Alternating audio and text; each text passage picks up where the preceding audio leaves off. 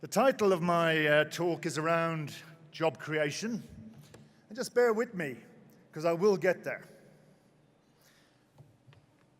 The one thing I'm pretty clear about is the only thing that's moving faster than technology today is our expectations in terms of what technology is going to deliver.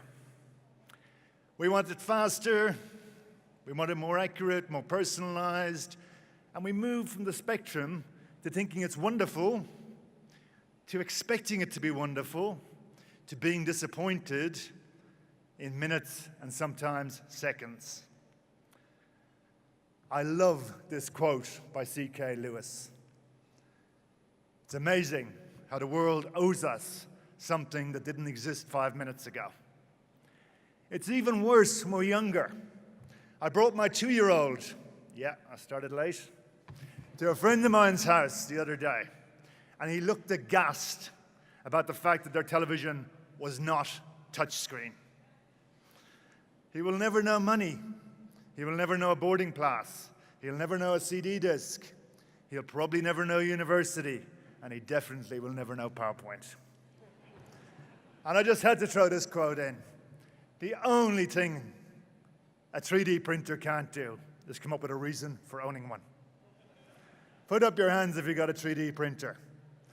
You're not telling the truth. Everything is connected, and that is the biggest lie of all times. We've still got DOS, iOS, Android. What else have we got? We're not in the Internet of Things. We are in an interim. And moving from that interim to being permanent, we better get our heads around it. Facts are obsolete. Everybody uses Google. Our brains are no longer in our heads. We've got distributed memory that goes onto computers and mainframes. And by the way, if we save something, you have got a 0.05 chance of recollecting what it is. And by the way, nobody really cares anyway. I love this. Where's Andy Baker? It's very often in life you get a teachable moment. And I was sitting over in Prague with this guy, Andy Baker, and he told me about the Dunning-Kruger effect. And it has changed my mind on humanity. What the Dunning-Kruger effect says is stupid people need to be intelligent to realize they're stupid. How can that happen? Because they haven't got that intelligence. So if you meet stupid people, it's not really their fault. And if I pick some people, David Cameron, his parents sent him to public school. They spent a lot of money. He did not learn how to lead. Leaders lead. And one of the biggest political gaffes in the history of the world was David Cameron putting a referendum to the people of Britain, to which they did not even understand the question. And that has led to what is known as Brexit today. Hopefully it won't happen. But this guy is thick. I don't care what René says about him. He is stupid. He suffers from the Dunning-Kruger system. And no presentation would be good without the second most biggest political gaffe that ever happened. And I don't know, is it CNN who got this guy in power? But somebody certainly did. And I'm going to let him show you himself that he suffers from the Dunning-Kruger effect. Nobody can do it like me. Nobody. Nobody can do it like me. Honestly. Nobody's stronger than me. Nobody has better toys than I do. There's nobody bigger or better at the military than I am. Nobody loves the Bible more than I do. Nobody builds walls better than me. Nobody's better to people with disabilities than me. Nobody's fighting for the veterans like I'm fighting for the veterans. There's nobody that's done so much for equality as I have. There's nobody more pro-Israel than I am. There's nobody more conservative than me. There is nobody that respects women more than I do. Nobody would be tougher on ISIS than Donald Trump. Nobody's ever had crowds like Trump has had. There's nobody that understands the horror of nuclear better than me. And nobody even understands it but me. It's called devaluation. The sale of the uranium, that nobody knows what it means. I know what it means. Nobody knows more about trade than me. Nobody knows the game better than I do. Nobody in the history of this country has ever known so much about infrastructure as Donald Trump. I know the H-1B. I know the H-2B. Nobody knows it better than me. Nobody knows politicians better than I do. Nobody knows more about taxes than I do. Nobody knows more about debt than I do. Nobody knows the system better than me. Which is why I alone can fix it.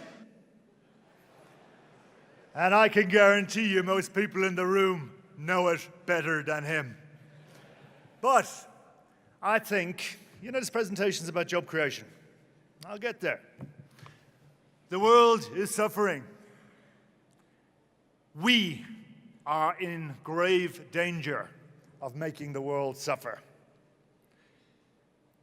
You know, Star Wars, a robot is no longer R2-D2. Anything we can do on a computer, a robot can do better. They can outthink us, outdo us, etc. Has anyone heard of the World Economic Forum, held in Davos? It's where billionaires tell millionaires how the middle class should live. But really, they are taking this stuff as being important. We look at augmented artificial intelligence, we got the same thing.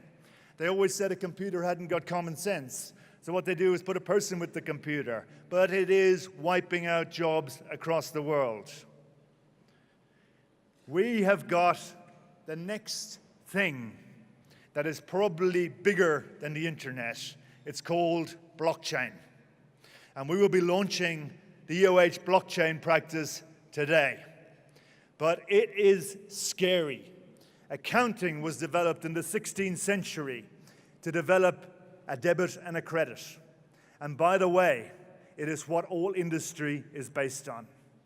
And some genius, and I am totally differentiating Bitcoin from blockchain. Blockchain is the underpinning technology. It is an open source ledger of everything. What does that mean? It means that these industries here may no longer exist.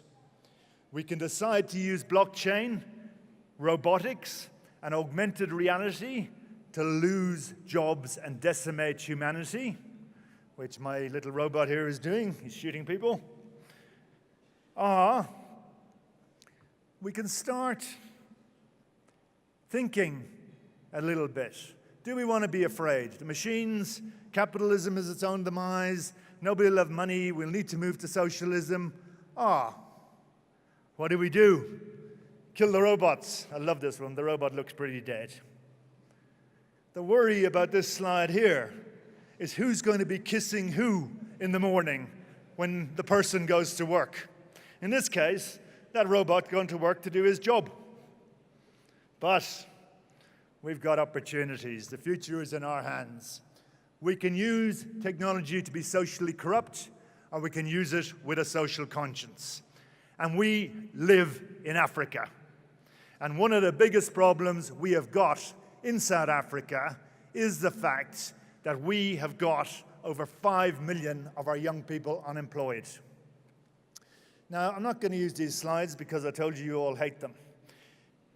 But South Africa is not short of jobs. South Africa is short of skills. The facts of the matter is if you give a kid a year's work experience, that kid will have an 80% probability of remaining in the formal workplace for their full working career. So everyone says, Zuma's going to get the jobs. Zuma's not going to get the jobs. We employ enough people in government already. Industry's got to stand up. The IMF were here the other day. They came out with a report. And they said work experience, not education, is the primary differentiator in a youth getting in a job in South Africa. They equally said that government should put together a hefty wage subsidy to ensure this happens. They have. There is billions and billions of rands available, either through the Jobs Fund or through the learnerships and internship programs, to give the youth the 1-year experience they require to make them work ready. In EOH, we tried this. 5 years ago, we employed only 4,000 people. We brought on 800 interns and learners, which is 20% of our total employment complement. At the end of that, we employed 90% of those kids. Every year since then, we've been bringing on 600-700 kids. We invited our customers and partners to join us, and up to the 29th of July 2016, we'd found jobs for 10,000 people who otherwise wouldn't have been employed. 702 then came to us and said, we'd like to partner with you in the EOH 702 Job Creation Challenge. And Praveen Gordon came and endorsed our initiative. Since that, we have found jobs for an additional 15,000 people that wouldn't otherwise be employed. The truth of the matter is, 25,000 people is good, but it only puts a tiny dent on the problem we're dealing with in South Africa. Stephen Kossoff and Colin Coleman, respectively the CEO of Investec and the CEO of Goldman Sachs, are running the YES initiative, Youth Employment Services. And the fact is, there's hundreds of initiatives that are about creating jobs. Let's move from the word creating jobs because people are afraid of unions. Let's move to saying we're going to give kids 1 year work experience. We're going to use government money to do it. And the employment of these kids will look after themselves. It needs to be institutionalized in every one of our companies. It can't be a project. It's got to form part of the fabric of our society. Told you I'm going to go through these slides quickly. What can you do?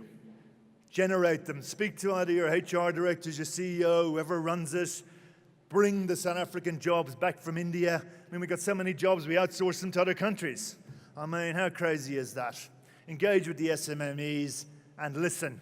Everyone can walk out of here today and find a job for at least one person, and you will have changed the life of that individual forever.